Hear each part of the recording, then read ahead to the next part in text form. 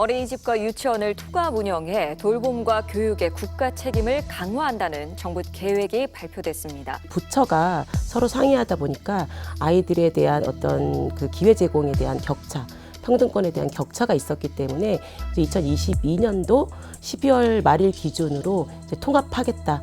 아동들이 받는 지원금과 서비스도 다릅니다.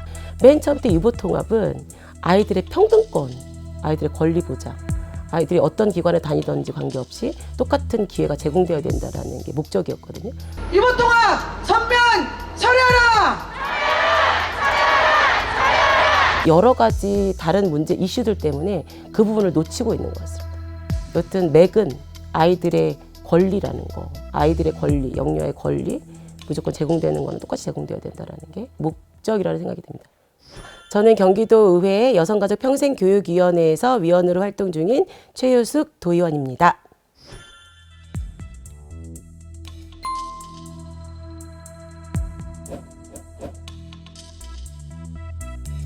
경기도를 좀 들여다보면요. 도농 복합 지역도 있고요. 그다음에 그 다문화 친구들도 많이 있는 지역이기도 하고 외국인 아이들이 많이 사는 또 지역들도 있고 외국인 60만을 돌파했다고 할 정도니까요. 그렇게 따져봤을 때 경기도가 전국의 축소판이다라고 보시면 될 것 같습니다. 근데 이제 지금의 정책들은 서울시, 그다음에 세종시 위주로 유보통합을 준비하고 있거든요. 모델형을. 근데 광역 단위로 준비해야지만 그게 전국의 모델형이 될 수 있다고 생각을 합니다. 경기도형의 모델은 전국의 모델형이 될 수 있는 가장 중요한 첫 단추라고 생각하고요. 그거의 이제 첫걸음의 차원에서 제가 이제 그 어린이집 연합회장 출신이기도 했고 굉장히 교사도 했었고 원장도 했었기 때문에 오랫동안의 어떤 경력을 노하우로 해서 유보통합 특별위원회를 건의를 해가지고 구성을 했고요. 그게 전국 최초였다라는 말씀을 드리고요. 또 그걸 통해서 경기도 교육청이 선도교육청으로서 경기도 어린이집 만 이제 3세부터 5세까지 5, 6, 7세 아이들이죠. 급식비까지 유치원하고 동일하게 혜택을 제공받는 계기도 됐고요. 그리고 교육부에 또 건의하면서 그 교육비 같은 경우도 교육부에 속해 있는 사립유치원 아이들과 국공립 유치원 아이들과 또 동일하게 5만 원 정도의 그 교육비 상승도 같이 누릴 수 있었습니다. 이런 것들이 결과적으로는 전국 최초의 역할로서 선도교육청, 그다음에 경기도 의회 같이 앞장서서 할 수 있는 계기가 되었던 것 같습니다. 그 간극이라는 것이 어떤 부분들에 있어서는 굉장히 환호하는 데가 있고요. 또 어떤 부분에 있어서는 불편하다라고 생각할 수 있잖아요. 이게 이제 뭐 회사가 합병되거나 이럴 때 많은 분들이 또 내용을 겪기도 하고 뭐 실직을 또 겪기도 하고 또 병합되면서 여러 가지 과정들이 있잖아요. 그러는 과정에서 이제 국공립 교사일 경우에는 혹시 우리가 지금까지 교원 자격증을 받는 것에 있어서 또 다른 어떤 침해 이런 것이 있지 않을까라는 생각들을 많이 하셨던 것 같아요. 근데 저는 계속 오래 지속적으로 얘기했지만 국가가 제공하는 자격증, 그다음에 교원 임용도시에 관해서는 유보통합하고는 좀 별개의 문제라고 판단을 했고요. 그리고 유보통합 문제는 통합형 모델들이 여러 가지 뭐 나오고 있기도 하고 문제들이 많기도 하지만 아동 권리 중심이어야 된다. 아동이 평등권을 침해받고 있지 않아야 된다라는 거를 중심으로 지금 진행을 마지막으로 마무리를 하고 있는데 그럼에도 불구하고 또 이익 관련돼 있는 부분에 있어서는 서로 주장들이 엇갈리고 있어서 좀 더디게 가고 있는 것도 사실입니다. 부처가 교육부하고 보건복지부였잖아요. 보건복지부에서 이제 부처를 이관하는 과정에서 교육부에서는 예산을 보건복지부한테 전면적으로 다 받고 싶겠지만 보건복지부가 그만큼의 예산을 다 주는 것에 대한 어떤 합의가 이루어지지 않은 상태고요.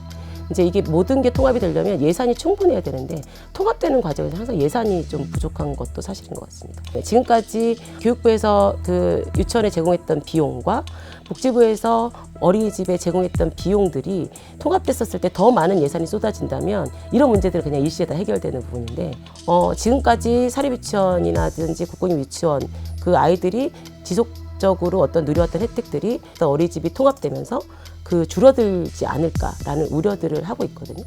근데 저는 좀 다르게 생각하는 게 교육세, 교육세라는 게 여러 다방면으로 이제 교육부에 제공되고 있거든요.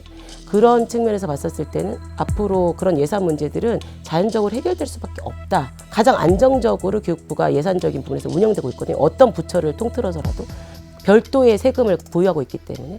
그래서 그 부분들은 실질적으로 지금 너무 많은 이익단체라고 말하는 건 서로 자신의 이익이니까 그게 나쁜 것만은 아니거든요. 근데 그런 것들에 대해서는 자연적으로 해소될 것이다. 다만 지금 법 제도화라든지 아니면 법령 통합 같은 것들, 그다음에 유아교육법, 그다음에 영유아보육법 이것들이 통합이 안 됐거든요.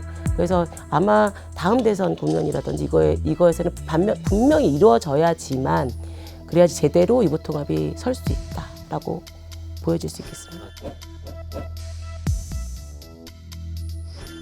집에 계속 계시는 부모님들은 아이들이 하루 종일 기관에 맡기는 걸 원하지 않으시는 분들도 계시지만 어떤 부모님들께서는 자기 개발을 하기 위해서 아이들이 계속 오랫동안 어린이집이나 유치원에 머물기를 또 원하시는 분들도 계시거든요. 그래서 이미 유치원도 돌봄을 하고 있었고 어린이집은 돌봄이 목적이기 때문에 돌봄을 또 교육화하고 있었기 때문에 보육이라고 하는 거거든요.